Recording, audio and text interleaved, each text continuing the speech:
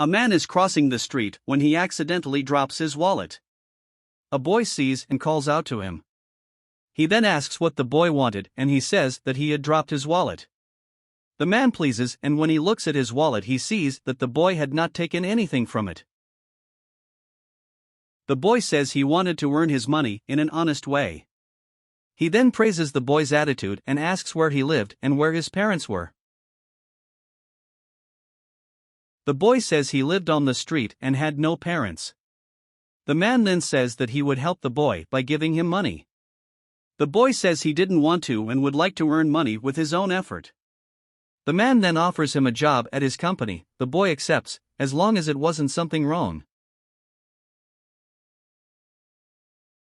The man says that he would not work with anything wrong and that the boy was to accompany him.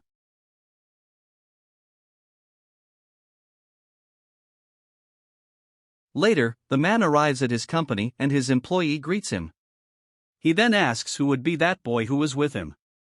The man then says that when he was going to his company, that boy saw that he had lost his wallet and gave it back to him without removing anything from inside. The employee then praises the boy's attitude. The man then says that boy would start working for him, but the employee goes against the man's idea and says that he was going crazy putting a boy to work in a car wash. The man then insists on his decision and says that his employee would teach everything he knew to the boy, because when he offered money to the boy he rejected it and said he wanted a job.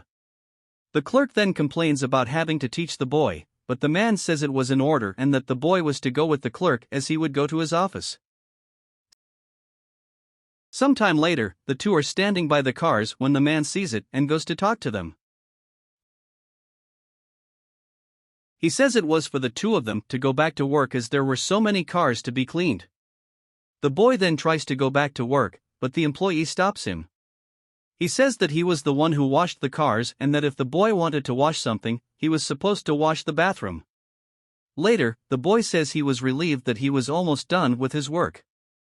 The clerk then tells him that he wasn't finished yet and that there were a lot of shelves to be cleaned yet. The boy then says that he had been hired to wash cars and not shelves or bathrooms. The employee then says that since he didn't want to clean the shelves, he was going to tell his boss.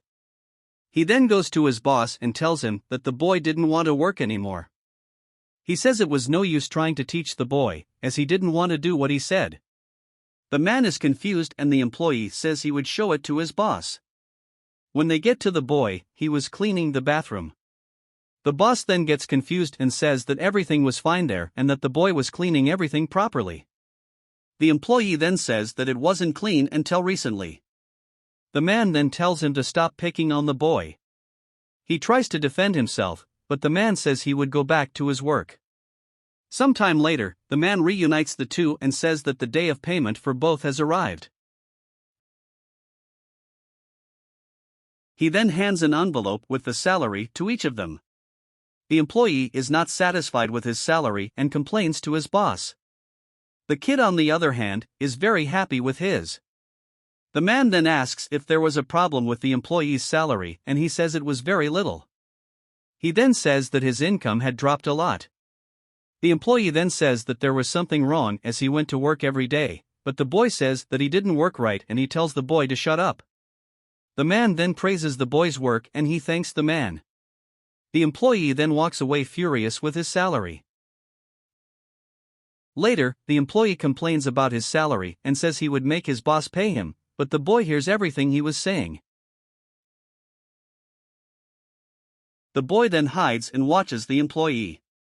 The employee then says that since his boss was paying him so little, he would take advantage of him and take the money his boss had saved. He then leaves, but the boy stops him and tells him to return the money he had taken. The employee then asks what the boy was doing there, and he says that he had heard what he had said and knew that he was going to do something against his boss. The employee then takes him by the arms and tells him not to say anything. The man then suspects the situation and asks what was going on. The clerk says it was nothing, but the boy says it was a lie, that the clerk was stealing his boss's money. The man says that was a very serious accusation by the boy, but the boy says that the money was in the employee's pocket and that it was for his boss to check. When the man was going to check his pocket, the employee runs away from the scene and the two run after him.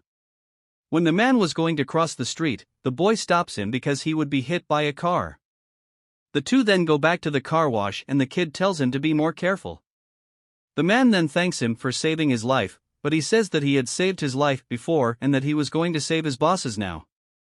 The man then says that he thanks God for having found the boy and that he saw him as a son. The boy says he also sees the man as a father.